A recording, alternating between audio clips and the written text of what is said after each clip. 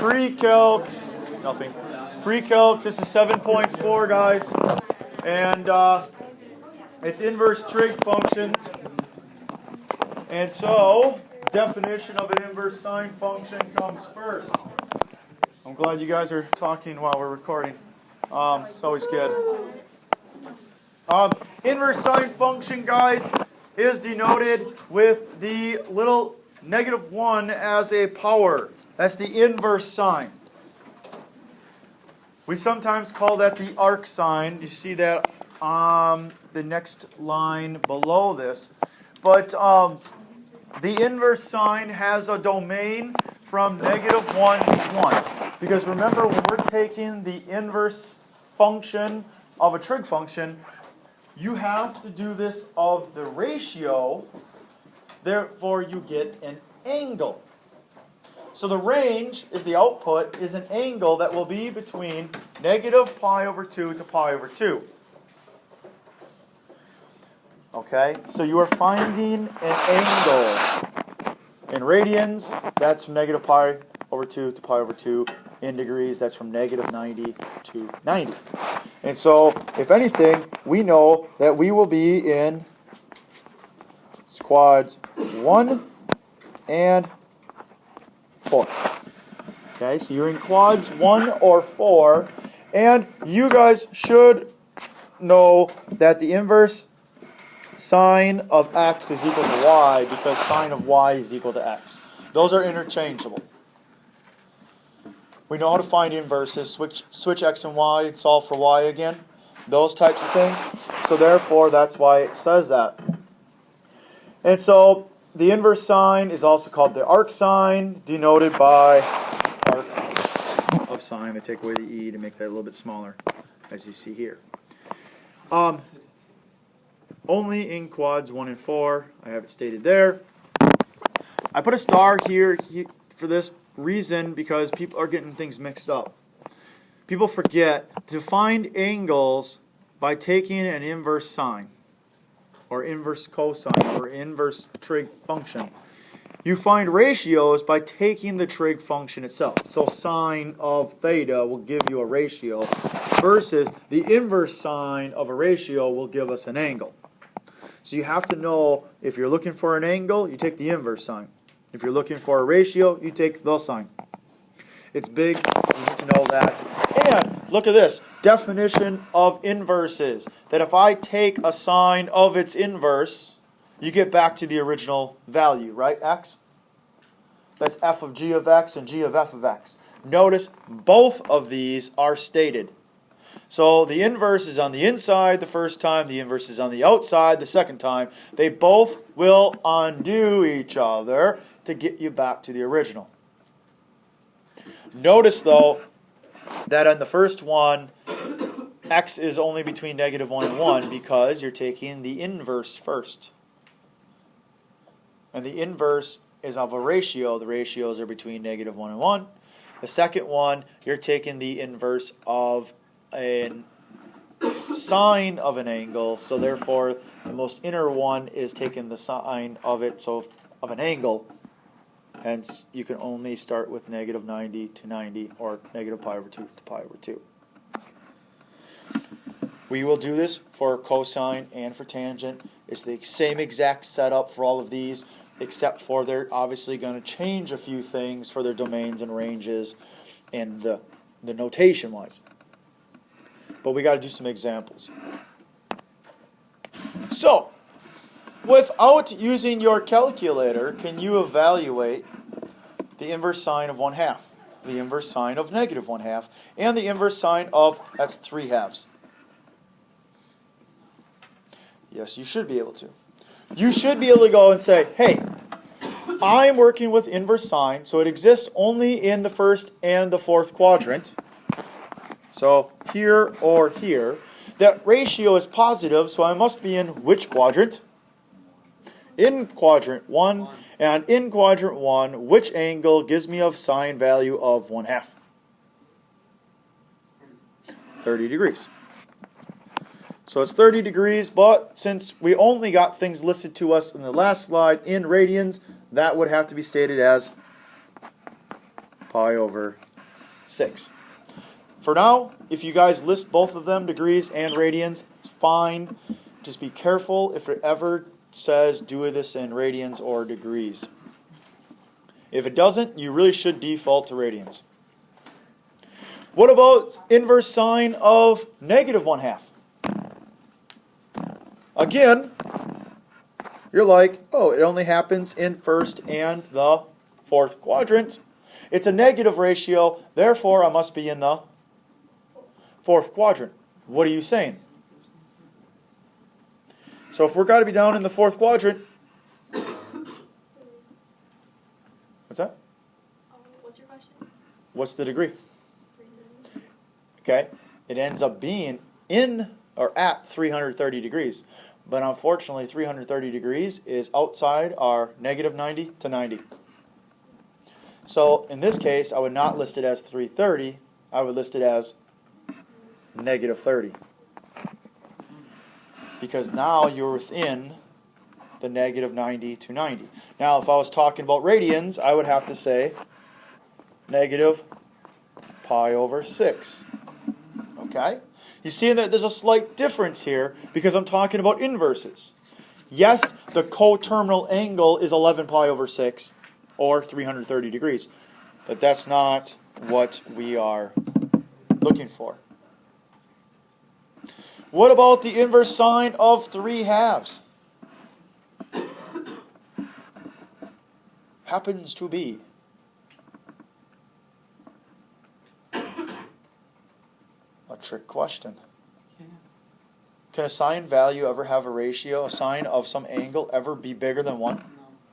Or less than negative 1? Undefined. Right? It's undefined. It doesn't work. It's outside of 1. So you can't do that.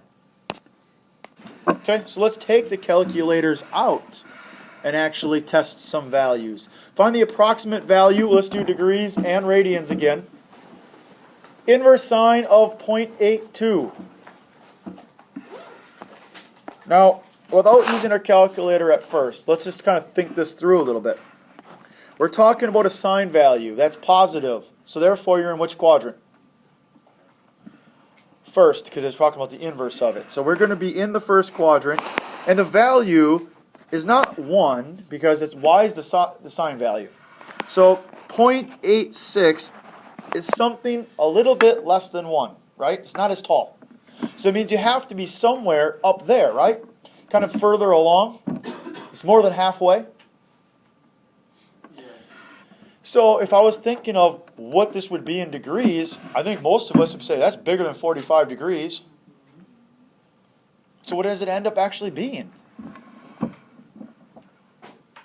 In degrees, make sure your mode is degrees right now. Take the inverse sine of 0.82. For degrees, you end up with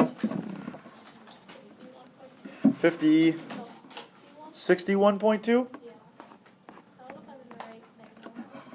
Is that what else got? I will say, I don't think that was right. 55.08 degrees. Make sure that you are in the right mode of degrees right now. Make sure that if you're using a single function calculator, you may have to put 0.82 in first and then second sine, so you get the inverse. Or if you have the colored calculators, put parentheses around the 0.82. It'll help you out. Now, switch your calculator to radians. You guys remember what a radian is? How many degrees is a radian? It's about 57 something. So you should be less than a full radian. So you end up with 0.996. There's a huge difference, guys. If this answer was asking for degrees, and your calculator was in the wrong mode, and you put 0.96 degrees, I think everybody should be able to say, whoa, whoa, whoa, whoa, something just went wrong. Because 0.96 would be a really small angle. But, on the flip side, 55 radians is a lot too, because one time around the circle is 6.28. That's multiple times around the circle, and we're not doing that. We're just moving a little bit here. Seeing how, knowing what a radian is, knowing that type of stuff can help you evaluate if you're doing something right or wrong. How about the inverse sine of 1/3? Again, you're going to end up being in the first quadrant, I do believe, yeah? And degree-wise? Degrees, how many degrees? 19.45. Now that makes sense because it's 1/3 or 0.3. It should be smaller than the 0.82. I hope everybody would recognize that. And as radians, or in radians, 0.34. Now, what if I change that? Actually, we'll do that one later. I'll change that later. Okay. We'll change the next problem, the next set of problems. Does everybody kind of get that idea of what we're looking for here? Okay. Next. You guys remember doing these ones back in Geotrig? Composing trigonomic functions and their inverses, basically saying, hey, I'm going to take the cosine of an inverse sine of 3/5. Or sometimes it's the sine of an inverse sine, or the cosine of a tangent. The whole idea was to either come up with an angle or an ratio when you put them all together. Now, I've already heard someone say, hey, 0.8, that's the answer. It's 4/5. Sometimes your calculator will lie to you. And so I think it'd be easier using method 2 from the book, and method 2 says, draw a triangle. Work your way inside out. The thing that's in the inside here is an inverse sine. Inverse sine will give us an angle, yes? And that angle is what you're going to put cosine in. You're going to put it into cosine, which will then give us a ratio back. Here's the cool thing. I could care less what the angle is. So what I'm going to do is say, okay, I'm going to start off with these axes, and I'm going to take the inverse sine of 3/5. Inverse sine exists in which two quadrants again? 1 and 4. It's a positive ratio, therefore my triangle is in the first quadrant, and there's theta. I don't care what this theta is, I'm going to use it as a springboard, because I know that theta has a sine value of 3/5. And 3/5 for sine is your opposite and hypotenuse. You guys shouldn't hesitate, you should know what the other side is right now. It is a 4 because this is a 3, 4, 5 triangle. It works out very nicely. Wait a minute. At this point, you have unofficially found theta. Can you now find the cosine of theta? Which has to be 4/5. There are times because you may have to have a negative ratio or a negative angle, and your calculator is going to pick and choose according to the inverses, and you might end up being in the wrong quadrant or the wrong sign for your answer. 4/5 is the answer because it's the cosine of the same theta. Because right here, you're finding theta, and then you're taking the cosine of theta. Well, theta's here. In the steps, I don't care what theta is, I'm using it as a stepping stone to evaluate. So by building the triangle, I don't need to know what theta is. It's adjacent over hypotenuse, 405. So again, just you got to be careful about your signs when you start to put it all together. Because remember, inverses only exist in certain quadrants. And that's where you're going to start having problems when you start taking different inverses and trig functions at the same time. So we move on to the next one, the inverse cosine function. like I said, it's all the same stuff, same wording, just now different notation because now we're talking about cosine inverse. Cosine inverse also has a domain from -1 to 1, but the range, guys, only goes from 1 or 0 to pi, which means quadrants 1 and 2. Cosine inverse of x equals y because cosine y equals x. They're interchangeable again. Also, we talked about the arc cosine or arc cos. Is how it denotes inverse sine. So those are interchangeable. So if you see arc cosine, it means the inverse cosine. And just like before, the cosine of its inverse will put it back to its x, right? Bring it back to the beginning, and so forth. So all the same setup as last time, giving you some background information. Examples. Evaluate these ones. These are a little bit harder to see. Cosine inverse of square root of 3 over 2. Inverse cosine of 0. And the inverse cosine of 5/7. The last one you'll need a calculator for. The other two you should not. Now, remember, cosine, inverse cosine, arc cosine only exists in 1 and 2. If it's positive, it's 1. If it's negative, that means it's in second quadrant. These are all positive, so they're all in the first quadrant. Hey, wait a minute. Square root of 3 over 2, that's a ratio found on my unit circle. So, what cosine value, or angle of a cosine, gives you square root of 3 over 2? 30 degrees, or pi over 6. Done. Ooh, I like this one. Cosine inverse of 0. When does cosine equal 0? Cosine's your x value. Somewhere along that spectrum is 0. At 90. 90 degrees or pi over 2. And you'll have to use your calculator for this one. That's 5/7. Well, it's a little low, I guess. No, it's not.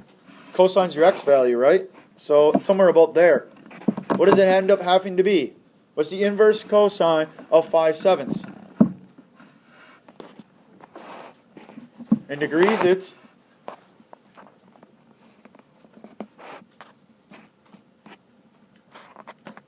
don't all jump at this opportunity to use your calculators. 44.4 degrees. In radians, it ends up being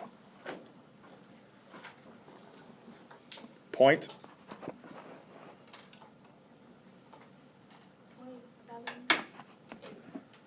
So 0.88. Good enough? Wait, no, 7/8. 0.78? 78. Okay? So 0.78. That's not so bad. Now wait a minute. What if I change this though to the cosine inverse of a negative 5/7? Now you guys be like, hey, I'm in the second quadrant, right? But here's the cool thing. We should know things about our problems. It did it again.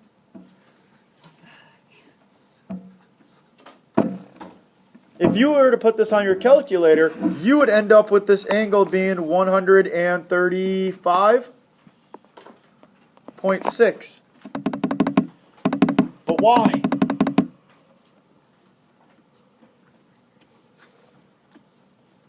What's the leftovers to the x-axis, guys?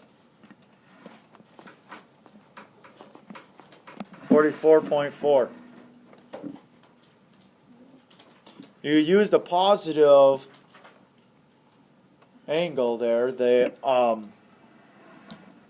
positive ratios results as in what is that angle called? This one here compared to the rest of this. Reference angle. It's just a reference angle. How cool is that? It's absolutely cool. Okay, this is a fun one. It's kind of important. It says write sine of 2 times cosine negative 1x as an algebraic expression in x between negative 1 is less than or equal to x, which is less than or equal to 1. How many people look at that saying, wait, isn't cosine negative 1x an angle? Would you guys agree with that? Or could you not agree with that? So isn't that the same thing as sine of 2 theta? Wait a minute. We know sine of 2 theta. Sine of 2 theta is actually what? What? 2 sine theta cosine theta. So wait a minute. If I can make a triangle with the inverse cosine of x, I can fill that in. Okay, that's easy enough. Here we go. Wait, inverse cosine of x. If x was positive, I'd be in what? First quadrant? Here's my triangle. Cosine is adjacent over hypotenuse, yes? It's x. So that means it must be x over 1. Which means x is the x direction and 1 is the hypotenuse. Can you find the third side? Given one side is 1 and the other one is x. The other hour had a problem with this.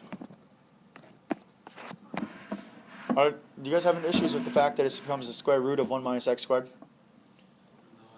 We just used the Pythagorean theorem, right? Yeah. Solving for a side, not the hypotenuse. So, this is theta. We don't know what theta is, but I know the ratios. All 6, technically, the big 3 and the little 3. So, therefore, can I write 2, what's the sine? The sine would be 1 minus the square root of 1 minus x squared. And cosine of x is, or cosine theta is, x. And there's your answer. We may want to clean that up, but it won't really affect things. 2x times the square root of 1 minus x squared. You don't know it until you know x. Tangent, same thing. Definition of an inverse tangent. Tangent with a little negative 1, so inverse tangent. This is all real numbers, though. The domain is all real. It means I can put anything in there. Because if you guys remember, here's my axes. We had vertical asymptotes, yes? And our graphs were like this time. If you guys remember that. So therefore, on the way out, we had all real numbers.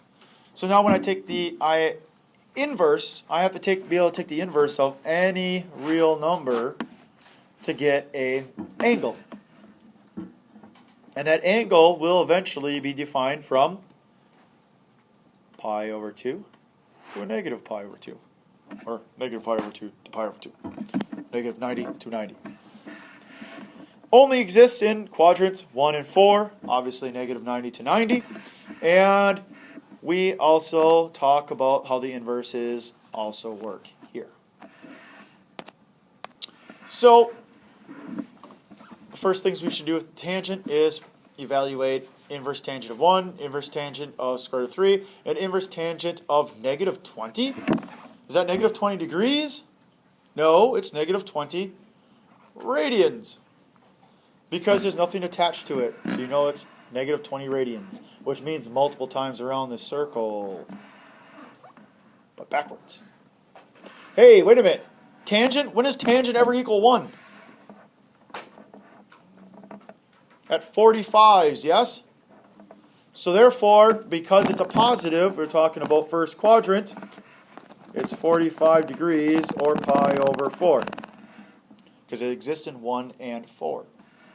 Square root of 3. This exists on the unit circle as well. When is sine divided by cosine equals square root of 3? What angle?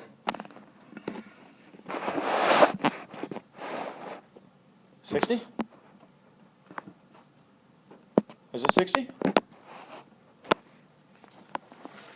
Pi over 3? Because you need the sine to have a square root of 3. That one has to be the 60-degree one. Divided by, so square root of 3 over 2 divided by 1/2. Square root of 3. And you have to use your calculator for C. What do you get when you take the inverse tangent of negative 20? Degree-wise? Negative 87.14 degrees. And radians, we will say, it looks like a negative 1.52 radians. Okay? It's the same things over and over. It's just using a different function. Not that big of a deal. And the last slide of information is a word problem. It says that they have a lighthouse that is located on an island that is 2 miles off a straight shoreline. So, what does that look like? Here's your shoreline. Here's your lighthouse. That will form a triangle to a point on the beach. It says, that's a right triangle, happens to be.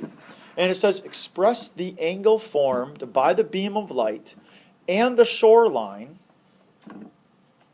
in terms of distance d. So, here is theta, the distance on the shoreline from where it would end up being perpendicular, straight out, and the beam straight out, so this way, because you're 2 miles off of the shoreline. Can you express theta in terms of d? These ones aren't too bad. What you need to do is you just need to state, hey, I could find theta, or I have theta, I have some sides. What's the connection between all three of those?